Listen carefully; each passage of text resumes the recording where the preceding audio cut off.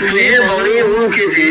उन्होंने ये समझाया कि दुनिया में तो कोई किसी की दूसरे की निंदा करता है, कोई किसी से झगड़ा करता है, कोई किसी की जायदाद पर कब्जा कर लेता है, कोई किसी की बेटी को दुख देता है, कोई किसी के लड़के को दुख देता है।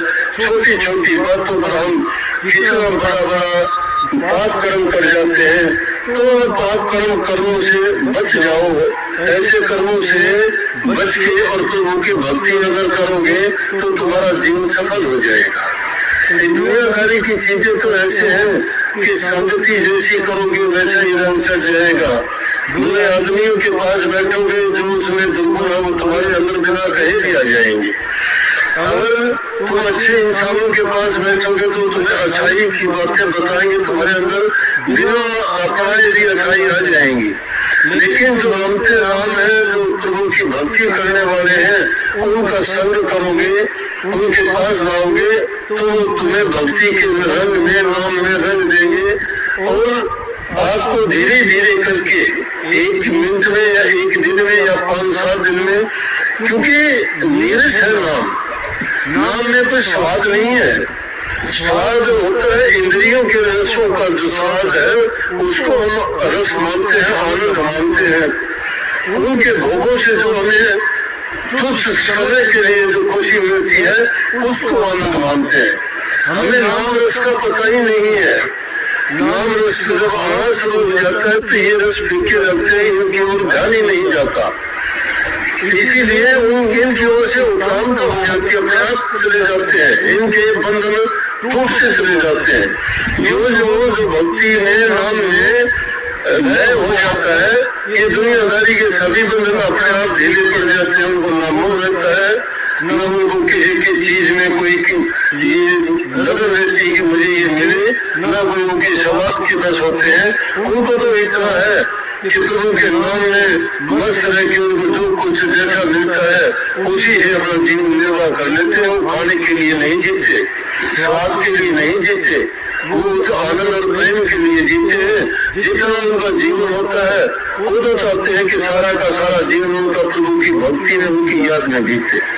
लेकिन हमारा क्या है कि हम एक दूसरे को देख के या तो मन में ईर्ष्या पाल लेते हैं या द्वेष कर लेते हैं या हमें उनके साथ प्रतिस्पर्धा कर लेते हैं कि मेरे पास ये क्यों नहीं है, इसके पास ये चीजें क्यों है, इसकी इज्जत मान बढ़ाई क्यों है।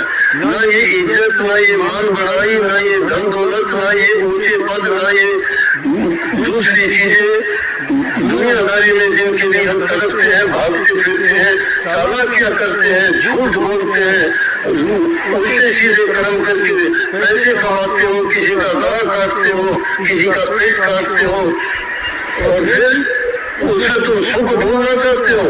मैं कहता हूँ ऐसी कमाई से, ऐसी चीजों से जो तुम्हें अगर मिल भी गई तो तुम्हें अच्छा नहीं, तुम्हारा अच्छा हो नहीं सकता, क्योंकि जो चीज तुम्हें मिली है उसमें गुण नहीं, प्यार नहीं, उनमें तो शर्म द्वेष भरा हुआ है।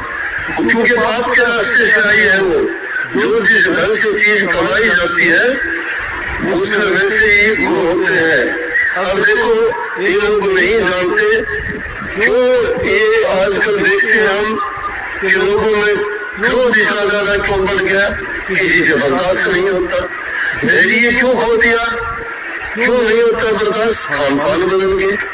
कोई भी किसी की बात बर्दाश्त क्यों नहीं करता। इतनी छोटी सी बात किसी को कहो बस या तो झगड़ा कर लेंगे। रोजाना की खबर देखते हो 5, 10, 100, 200 रुपए के लिए कि उसने उसको चक्कू मार दिया, उसने झगड़ा हुआ, उसका ये कर दिया, वो कर दिया। क्षणिक बात के लिए बिना सोचे बिना समझे क्यों ऐसा होता है कि आजकल का जो अन्न खाया जाता है उस अन्न में एक प्रकार का जहर भरा होता है और उस जहर के कारण हमारे खून में इतनी गर्मी होगी जिसके कारण क्रोध, ईर्ष्या, द्वेष, निंदा ये चीजें ऐसी बढ़ी कि हमारे मन के अंदर शांति नहीं है। क्योंकि शांति वाला गुण वाली चीजें नहीं है। वो जो अनाज खाते हो उनमें कितनी खाद कम डालते हो, उस खाद की तासीर क्या है। वही खाद अगर तुम किसी चीज में वैसे डाल के देखो सड़ा देगी थोड़ी देर में, लेकिन वो धीरे धीरे करके पानी के रास्ते से फल में, सब्जियों में, अनाज में जो जाता है पानी में, और उसको जो हम पीते हैं वो हमारे खून में जाता है, क्योंकि सारी चीजें जो हम खाते हैं उससे बनती है।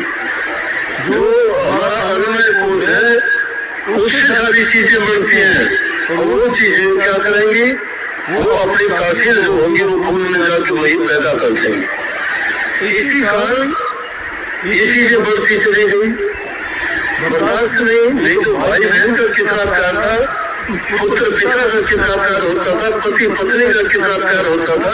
अरे हमारे देश में तो प्रथा थी कि जिसका पति गुजर जाता था इतनी सती हो जाती थी, चलते चलते पति मर जाता था, पूरी जिंदगी फिर उनके गुजार लेती थी, दोबारा शादी का तो सोचती नहीं।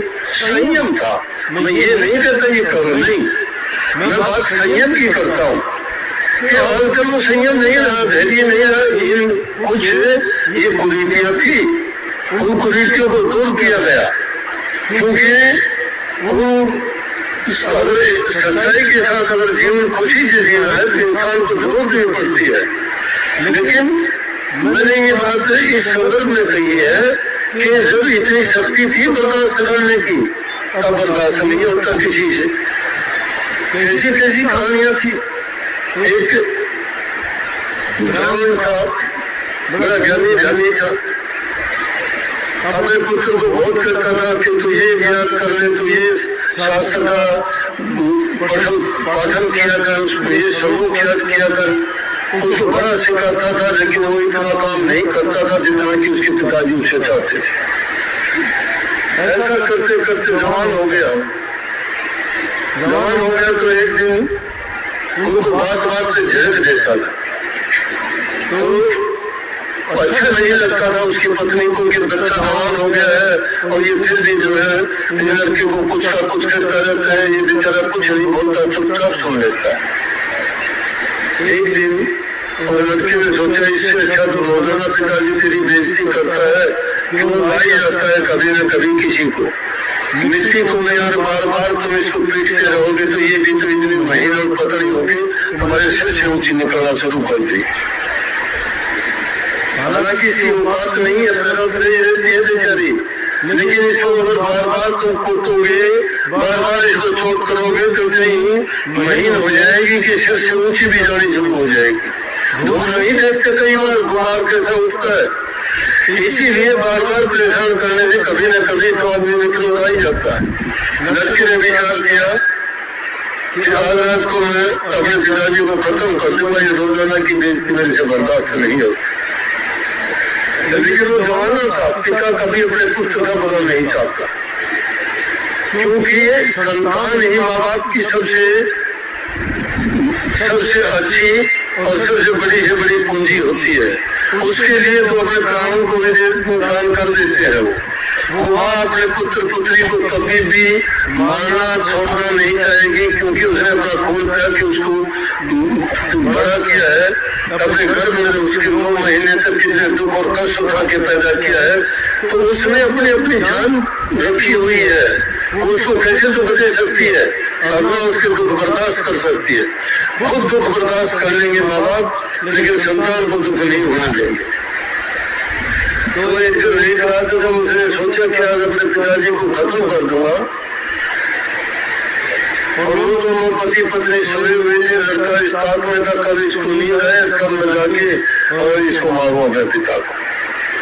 तो तभी वो उसकी माँ उससे कहने लगी, उसके पिताजी से, कि देखो एक बात कहूँ आपसे कि अपना बेटा जवान हो गया है और बहुत कुछ आप उसको बुरे से बुरा कहते हो, आपको ऐसा कहना नहीं चाहिए। अब आपके जवान होने के बाद बराबर का ये हो जाता है, समझदार है, कब तक ये बर्दाश्त करेगा, मुझे भी अच्छा नहीं लगता, आप ऐसा ना किया करो। उसके पिताजी पता है क्या कहने लगे, बोला बात सुनो, मेरा भी बेटा है वो, ये नहीं कि मुझे बुरा लगता है, मुझे बहुत प्यारा है, मुझे बहुत अच्छा लगता है, चांद से भी प्यारा है। लड़के ने जब ये बात सुनी, लड़के के बाद सांस आना बंद हो गया, बड़ी गौर से सुनने लगे आगे क्या बोलते हैं। बोला कि जानती हूँ मैं क्यों ऐसा करता हूँ, कि मैं चाहता हूँ कि मेरा पुत्र ऐसा बने कि ये किसी से भी शास्त्र में ज्ञान में कम न रहे, किसी से हार के न आए। मैं इसको बड़े से बड़ा विद्वान बनाना चाहता हूँ, इसमें कोई कमी न रहे। इसलिए इसी प्रकार से गुरु भी शिष्य की घटत करता है। और शिष्य अगर ये सोच रहे कि गुरु मेरा बुरा करता है या मेरे अवगुण बताता है या मेरी कमियां निकालता है, तो गुरु अगर दोष रखना शुरू कर दे तो समझो कि उसका हित नहीं हो सकता। कहने का मतलब कि हमें ये सोचना चाहिए कि जो कुछ हमारे लिए माँ बाप करते हैं, गुरु करते हैं, प्रभु करते हैं, उनमें कभी भी दूसरी ऐसी बात नहीं आ सकती कि जिसको हम ये कहें कि वो हमें दुख देने वाली है। लेकिन जमाना क्यों बदल गया? बदलने का कारण यही है कि या तो हमारा खान पान गलत है, जो गलत तरीके से कमाया गया है, या गलत ढंग से आया है।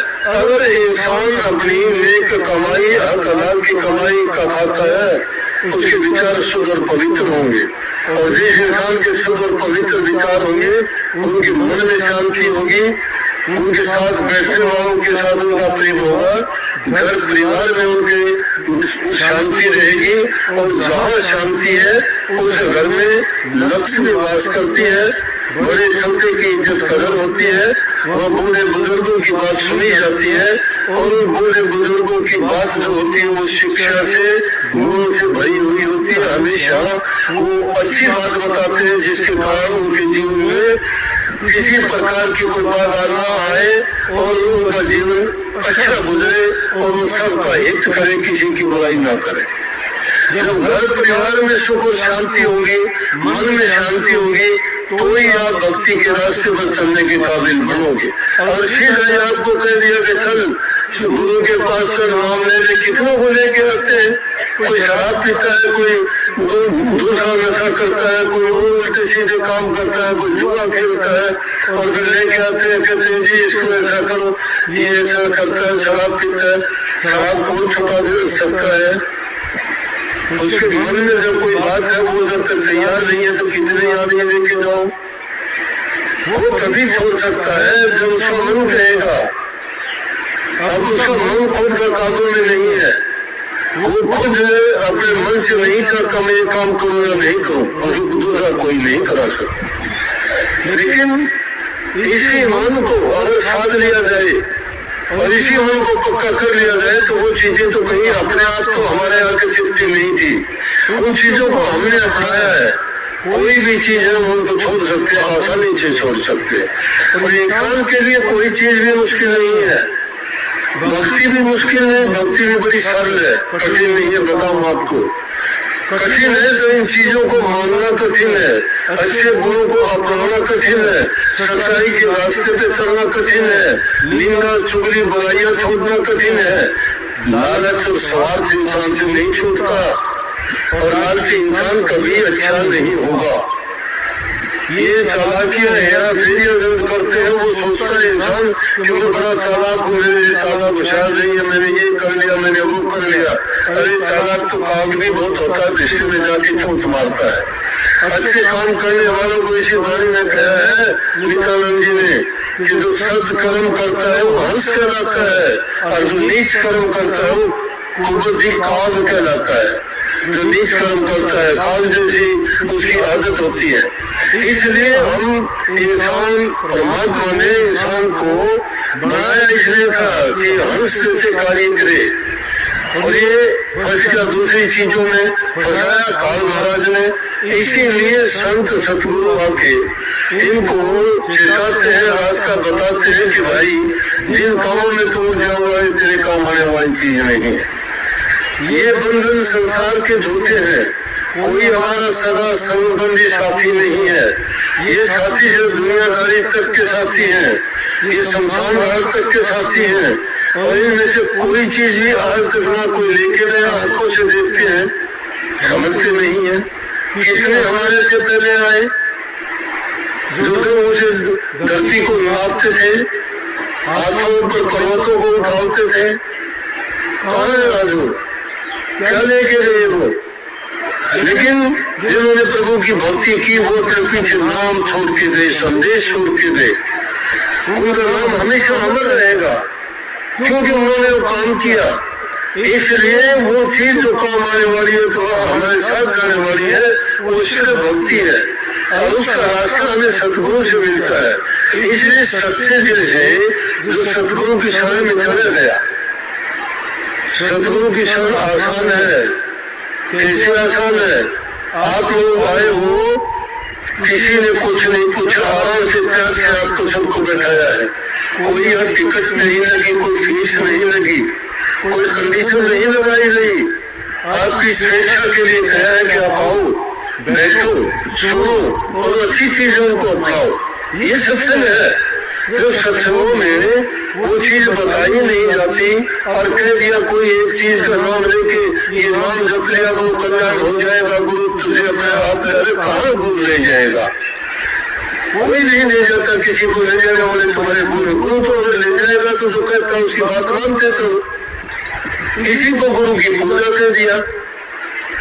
जो गुरु हमारे लिए उपदेश करता है, जो हमें शिक्षा देते हैं, जो हमें चीज अपने बेहतरी के लिए, अपने जीवन को बनाने सुधारने के लिए करते, उन चीजों को अपनाते चले जाओ। वो चीजें अगर हमने कितने साल देखी, अगर किसी से बोलते हो ना तो बड़े डी मारेंगे। मुझे नाम लिए 20 साल 40 साल हो गए, बड़े महाराजों से लिया था। अरे बड़े महाराजों से नाम लिया, बड़े काम तो नहीं किए तुमने। बड़ा तो सब मानते कि वो काम करते। बड़े महाराज जी बड़े क्यों कर दिए? क्योंकि बड़े काम किए थे। छोटे काम करोगे तो आपको बड़ा कौन से देगा? अगर बड़े थे तो बड़े करके दिखाओ। शिष्य में गुण होना चाहिए, अपने गुरु को बड़ा करके दिखाए। अगर गुरु को बड़ा करके दिखाता तो बड़ा है।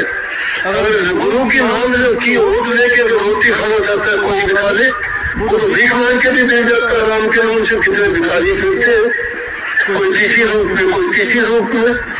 लेकिन सच्ची भिक्षा सतगुरु से मिलती है, वो नाम की भीख है।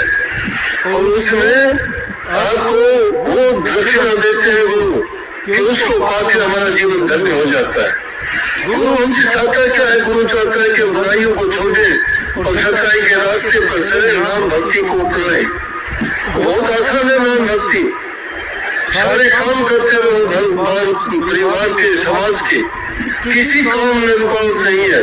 लेकिन उनके अंदर उनकी मर्यादाएं हैं, उनकी सीमाएं हैं। उन सीमाओं के अंदर रहकर काम करो, जो जरूरत है उसके मुताबिक काम करो। और उससे ज्यादा तुम करते हो या कामी कीड़े बनते हो या अपने आचार विचार से गिरते हो या अपने जीवन में अनावश्यक चीजों को, दुर्गुणों को लगाते हो, वो बुरा है। सब दुर्गुणों को त्याग के और अगर सदगुण अपनाते हो तो आपको जो गुरु ने नाम दिया है वही नाम तुम्हें पार कर देगा, धन्य कर देगा। नाम एक प्रकार की टिकट है जो तुम्हें इस पार से उस पार ले जाएगी।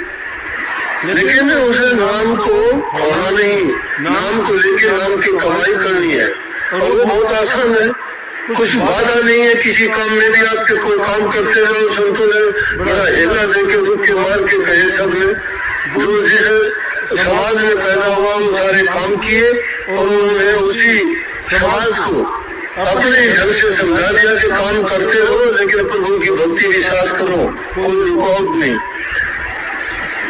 का खेती का काम करता रहा और ऐसी भक्ति की तुमने बोने के बाद में भी उसको जुआर मिली। सारे काम प्रभु ने किए उसके खेत के। शहर भगतलाई का काम करता था, लखो मारी मारी का था, कबीर साहब दुनिया का कपड़ा बुनता था, नामदेव छिपी का कपड़ों को रंगता था, रविदास जी संभाल बनाते थे, जूतियां बनाते थे। उन्होंने कहा कि अपने काम करने में कोई शर्म और संकोच नहीं, वो काम करते जाओ और उसी काम में भक्ति है। सच्चे मन से भक्ति करते जाते हो, लोग तुम्हारी प्रभु से लगी रहती है। कोई देखना नहीं, कोई सुनना नहीं, कुछ करना नहीं, न तुम्हें समय बर्बाद करना। अगर कोई आके तुम्हारे पास से बैठता है तुम्हारा समय बर्बाद करेगा, अनावश्यक बात करके तुम्हारे दिमाग में कचरा भरेगा, और उन बातों का कोई तुम्हारे जीवन में लाभ नहीं, अर्थ नहीं, महत्व नहीं। तीन चीज खराब, तीनों चीज खराब रहेंगे। उनसे क्या मिलेगा हमें? हमें सिर्फ वही बात सुननी चाहिए जिससे हमारा या तो लाभ हो, या हमें कुछ संदेश मिलता हो, या हमारा जीवन सुधरता हो, वो बात सुननी चाहिए। नहीं तो समय की बर्बादी है, और बिना बात के अपने दिमाग के अंदर जुनून भर लेना है। ऐसी चीजों को कभी भी अपने दिमाग में मत भरने दो।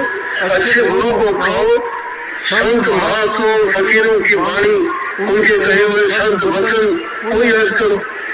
वो याद करोगे तुम्हारे विचारों के अंदर कभी भी बुराइयां नहीं घुसने पाएंगी। लेकिन हमने तो क्या कर लिया कि इसको बुराई ऐसा दिया कि कचरा भरने का कोई भी करता है उन चीजों में, अपने कान बिछा देते हैं उनके सामने के लिए, डाल दे जो डालना है, और कभी हटाते ही नहीं। उन्हीं बातों को सुनते सुनते जीवन बर्बाद हो जाता है। संत कहते काम में रुकावटी नहीं करो, सब करो।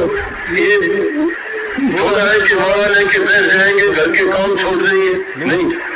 कुछ भी माला तो सांसों की है, सांस सांस एक एक मन का है, नाम सुन लो उसमें। कभी सांस करते सांस सांस में नाम सुमर, बेटा सांस ना खोए, क्या जाने सांस का आवरण होना होए। क्यों भरोसा करते हो कल का?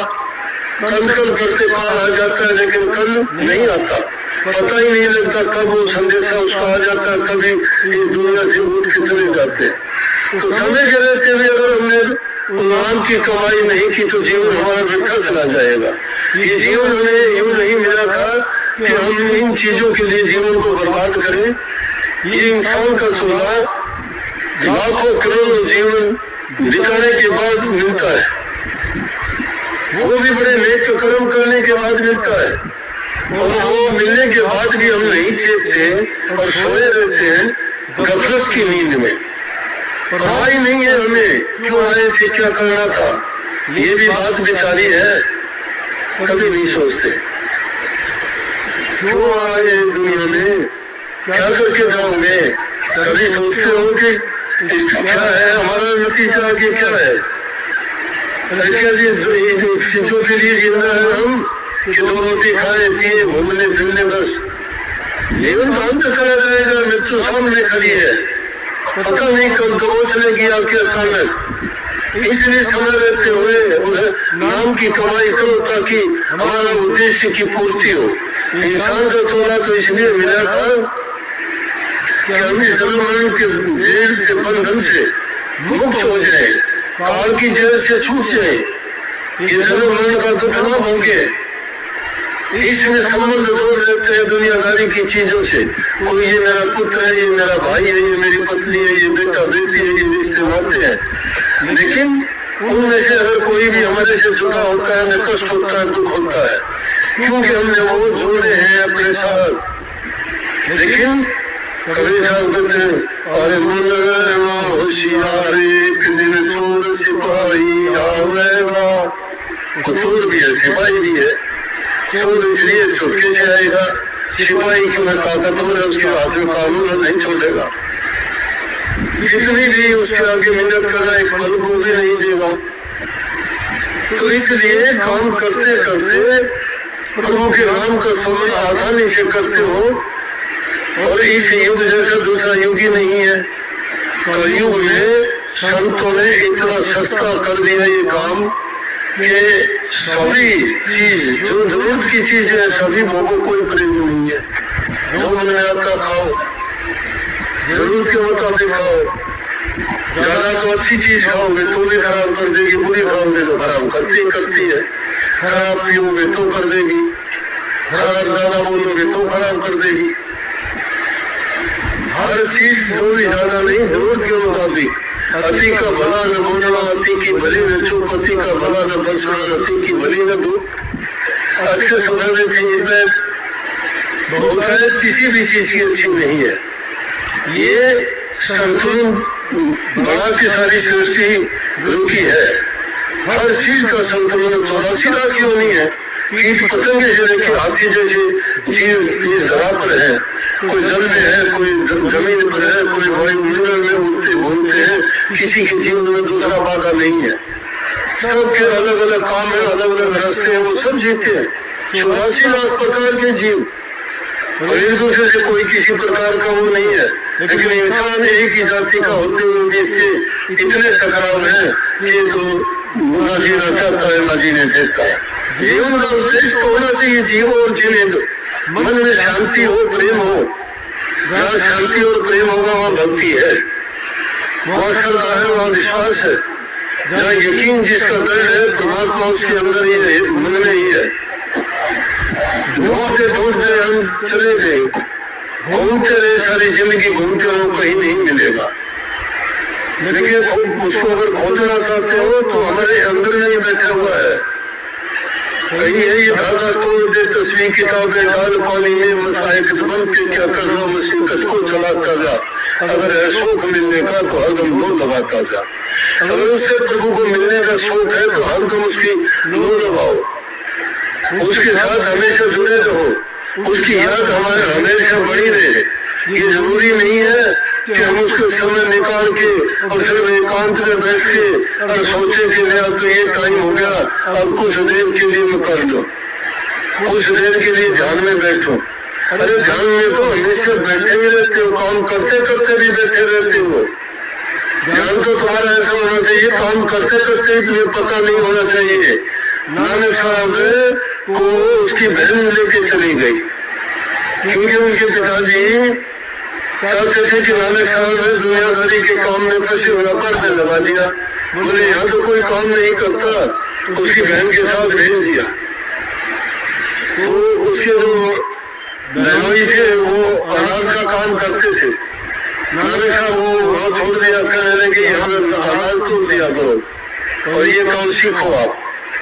वहां जाके बैठ के हमारे जिसकी रो लगी होती है उसको क्या परवाह, उसके मन में तो ये अभी उस थोड़ी देर पहले गया था कि मैं नित्य को वो समझाए छोड़ दे मेरा मेरी दे। मेरा मेरी का ही तो झगड़ा है सारा, मैं और मेरा, तू और तेरा कह दो ना, तू कौन परमात्मा और तेरा सब कुछ उसका हमारा है क्या? यहाँ हमारा तो कुछ नहीं, जो कुछ है वो उसी का है। इसलिए नानक साहब महाराज को तोड़ने लगे, तोड़ते तोड़ते गिनती की कि 1 2 3 4 8 12 13 नमाज सुनता है। 13 के ऊपर गिनती नहीं की। एक आदमी देख रहा था, जाके कह दिया अरे वो कहाँ रख लिया तुमने? वो लड़का वो तो मेरे पर बर्बाद कर देगा। बोले क्या बात है? बोला कोई अनाज लेने के लिए आया था, गिनती उसने 13 के ऊपर की नहीं, 13 करता रहा। उन्होंने कह दिया हाथ रोक के अपने घर चला था, मेरे से तेरी काम नहीं होगा। बोला कि वो मैंने क्या कर दिया? बोला 13 के ऊपर गिनती नहीं है ही 13 और है क्या? किसका है वो? ना मेरा है ना तेरा है, वो जिसका है उसका है, वही जो है जो कुछ है प्रभु तेरा है। तो जब उसका है तो ये रो लगाना है, ये रो लगाना है। कभी भी ये ना सोचो मेरे से काम नहीं होगा। ये दुर्बल आदमियों का विचार है, जिनकी सोच नकारात्मक उनका है।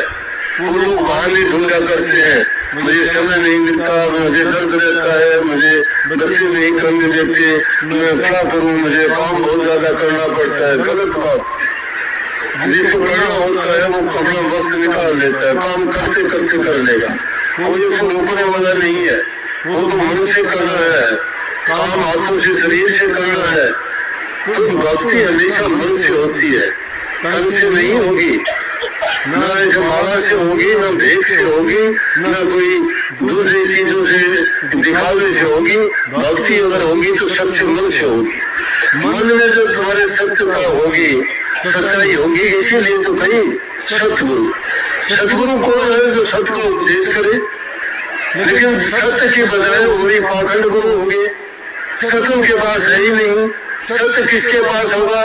जिसने गुरु का संग किया हो, गुरु के बताए नियम पर चला हो, गुरु ने उसको अच्छी तरह से घर छोड़ के त्याग किया हो, जिसकी घड़ाई की हो, जिससे घड़ाई नहीं हुई तो उसकी सफाई कहाँ से होगी? वो तो बड़ी पड़ा रहेगा उसका खेत। तो जिसे बांध नहीं की खेत की, उसमें लोग खरपतवार ही खड़े रहेंगे।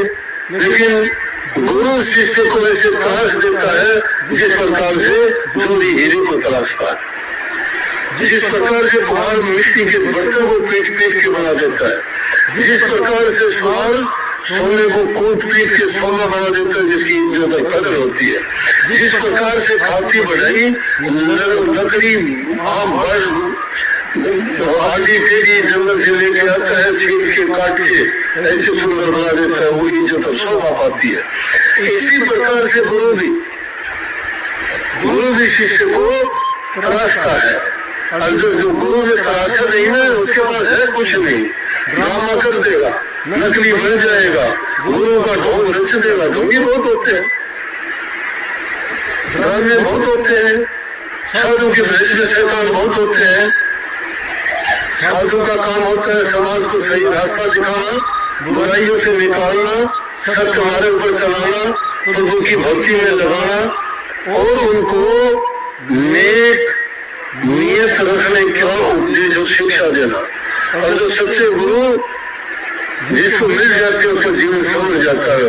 गुरु मिल गया सच्चा तो देखा निमट जाता है उसी दिन, क्योंकि अच्छा करते आदमी अच्छा हो जाएगा, कभी न कभी उसमें सुधार आ जाएगा। जो लगा रहता है जरूर एक दिन सच्चाई में बदल जाएगा, लेकिन धैर्य रखना पड़ता है हर चीज के लिए। धैर्य जो रखता है, क्या गर्मी की खत्म हो, गर्मी कब भी पड़ रही है, अब भी बहुत गर्मी है, धूप बहुत है, लेकिन आप तो चुपचाप बैठे हो, आपको कोई शिकायत नहीं गर्मी की, ध्यान ही नहीं है गर्मी की ओर, ध्यान उसकी ओर है ही नहीं, ध्यान आपका ये ध्यान है, उसके बारे में सोचते ही नहीं हो। इसी प्रकार से दुनियादारी के जो बुराई है उनको इसी प्रकार से इग्नोर कर दो, भूल जाओ, उनको छोड़ के सिर्फ अपने मन को सत्य में, नाम में, गुरु में जोड़ दोगे तो आपको भी वो बुराइयां नहीं फटकेंगी और अच्छे बनाएंगे। उसके लिए नाम का स्मरण करना, ये नहीं कि कभी बैठ जाओ चुपचाप, नहीं, जिन्होंने पाया उन्होंने चिंतन किया, चिंता करने से नहीं, चिंतन किया। चिंतन आप भी करो, चिंतन करो कि मेरे अंदर बुराइयां क्या है, चिंतन करो कि मन दुष्ट मानता क्यों नहीं है, चिंतन करो कि ऐसी कौन सी चीज है जो और दूसरे कर सकते हैं, मेरे अंदर ऐसी कौन सी कमियां ये मैं क्यों नहीं कर पाता। जब ये जांच आप करोगे अपनी, आपको अपनी कमी दिखाई देगी और सच्चे जब करोगे कि अपनी कमी को खुद जान के अपनी कमी को निकाल दोगे। जो कमी को नहीं निकालता है और अपनी कमी को जानते हुए भी उसको वो पीठ दिखाता है तो कभी उसकी कमी नहीं छूटती। अगर कमी है तो प्रकट करके कहो हाँ मेरे अंदर ये कमी है। कुछ लोग होते हैं ऐसे मेरे अंदर कमी, उनकी कमी निकल जाती है, जो छिपाता नहीं मेरे अंदर नहीं है। ये इंसान की ये आदत है कि अपनी कमी को नहीं बताना चाहता, उसको छिपाना चाहता है। अच्छा गुण ना हो तो भी कहता हाँ मेरे अंदर गुण है। कितने लोग आपके अकलवाद कोई जोशी वर्गे, कोई पंडित वर्गे, कोई पत्रा देखे, कोई आपके अंक देखे, कोई आजकल को हाथ देखे, कोई रेखा देखे, क्या कहते हैं 3-4 बातों की कॉमन होगी। सबसे पहले कहेंगे तुम नेक इंसान बहुत है, लेकिन तुझे नेकी का फल देने था। वाह, बड़े खुश होगी, नेक तो होनी ही, कभी साथी काट दो, हाँ ये बात पक्की है। उसको झूठे को भी सच्चा बना दिया, झूठ स्वीकार करनी पूरी, हाँ मैं तो ऐसा ही हूँ, लेकिन मैंने जो करता है उसका फल रहेगा। आपको छोड़ना, मैंने सब अच्छे काम किए लेकिन उन्होंने बड़ी दुष्टता करी मेरे साथ। तो ये इंसान की ऐसी बातें हैं, वो अपनी झूठी भलाई को चाहता है, लेकिन अपनी जो बुरी आदत है उनको छोड़ना नहीं चाहता। ऐसी बातों कभी स्वीकार ना करो। अगर है और दूसरा कहता है तो समझो कि तुम्हें अपने और ज्यादा गिराने की कोशिश करता है। अगर कमी है, कमी बताने वाला तुम्हारा हितकारी है, तुम्हारी कमी गुरु बता सकता है। और गुरु बताता है तो उसको मान लो कि मेरे अंदर ये कमी है, मैं इसको दूर करूंगा। और जो दूर कर लेता है वो गुरु का बन जाता है, गुरु उसका हो जाता है, गुरु उसका हो जाता है, उसका राम ही हो जाता है, उसका राम हिमाती है। उसका हिमाती कैसे दिन अपना बढ़ाई दिया उसको, बाजी मांगो पीर से तुम मेरा राम, जीतो तुम राम की हारो को मेरा राम। बाजी राम तो हमारे तो जीत राजा भाई, तेरी मेरी बाजी से अगर जीत गया तो मैं तेरा हो गया, और हार गया तो मैं तेरा हो गया। हार गया तो भी तुम ले लेगा, और जीत गया तो मैं तुम्हें ले लूंगा। दोनों तरफ से बाजा हमारा है। इसलिए अपने मन के अंदर दृढ़ बना के पक्का विश्वास और यकीन के साथ, और ये सोच के कि हाँ मैं भी अपने जीवन में ये करके देखूंगा, कुछ करके देखने की इच्छा होनी चाहिए। जिस इंसान की कोई चाह नहीं है जीवन में तो पशु तुल्य जीवन जीता है। मानस के लिए पशु मानस का जीवन है, लेकिन खाली तो इंसान की वो नहीं, कर्म तो पशु जैसे ही रहे उसके। इंसान का जीवन मिला है भक्ति करने के लिए, जीवन को सफल और कामयाब करने के लिए, इन जन्म मरण के बंधनों से मुक्त होकर काल और माया के देश से आजाद होने के लिए संत उसी जेल से निकालने के लिए आते हैं।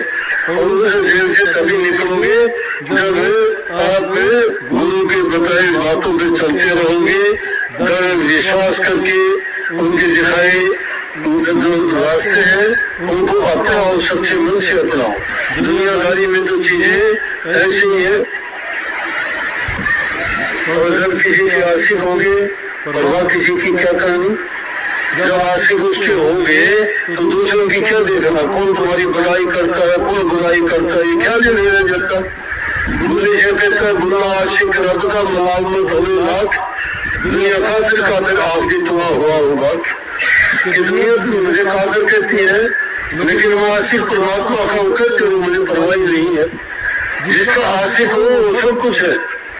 ये दुनियादारी के किसी के प्रेम का नाता जोड़ के या उनसे इश्क करके, इश्क प्रेम का ही नाम है, कोई बुरा रास नाम नहीं है। कभी ये सोचते हो, लेकिन उसको बुरी अगर मानते हैं तो बुराई की तरफ ले जाओ। हर चीज के कभी कई मतलब निकलते हैं, तो अच्छा मतलब निकालने का प्रयास करो हमेशा। इसलिए भाई और चीजें हमारे काम आने वाली नहीं है। एक सिर्फ हमारे काम आएगा, प्रभु का नाम काम आएगा। वो हमें जो सबसे बड़ा दुनिया में रोग है, जन्म मरण को रोग लगी है, तृष्णा रूपी फांसी आवागमन का इतना बड़ा रोग है। वो काल की फांसी गली हुई है गले में, वो हमें खींचे देता है। काल से ले जाता है, जैसा हमारे से करवाता है उसके कहीं में काम करते हैं, लेकिन वो हमें इस नरक कुंड में डालता है, पाप कर्मों में डालता है। लेकिन गुरु हमें उन बंधनों से मुक्त करता है, फांसी को निकालता है, स्वतंत्र कराता है, अच्छे गुरु से भरता है, जीवन को सफल बनाता है। और सबसे बड़ी बात, जो सबसे बड़ा रोगों से मुक्त करवा के प्रभु के चरणों में स्थान दिलाता है, उस नाम भक्ति को किया करो, उसको बरकरार नहीं करना करो। दुनियादारी के सही काम, सच्चे काम, सारे काम जो हमारे निमित्त है, हमारी जिम्मेवारी है, उनसे भागना नहीं, वो काम करना है। पहले पेट पूजा फिर काम दूजा। पहले पेट भरने का साधन होना चाहिए, इंसान का काम करो। जो काम नहीं करता दूसरे से मांग के या दूसरे का दिया हुआ लेके वो निर्वाह करता है तो वो भी कर्जदार बनता है। किसी के कर्जदार मत बनो। लेकिन एक बताता हूँ, 3 चीजों से कर्जदार नहीं बनता। प्रभु का दिया हुआ, गुरु का बख्शा हुआ, ये जो चीजें वो माँ बाप का दिया हुआ। माँ बाप जो देते हैं वो अपेक्षा नहीं करते मुझे इसके बारे में मिलेगा। गुरु देता है वो कभी अपेक्षा नहीं करता कि मेरे इसके बदले में मुझे मिलेगा। और परमात्मा जो बख्शिश करता है वो भी नहीं सोचता ऐसा। तो तीनों चीज अगर मिलती है तो वो हमें एक प्रकार का तोहफा और इनाम में मिलते हैं। उनके बारे में ये नहीं सोचना कभी भी। वो तो जो हमें उनकी तरफ से मिल जाए तो अपना भाग्य सराहना चाहिए कि प्रभु ने हमें बख्शिश दी है। माँ बाप जो तुम्हें देता है कभी वापिस मांगता है क्या? गुरु जो देता है तो क्या दे सकता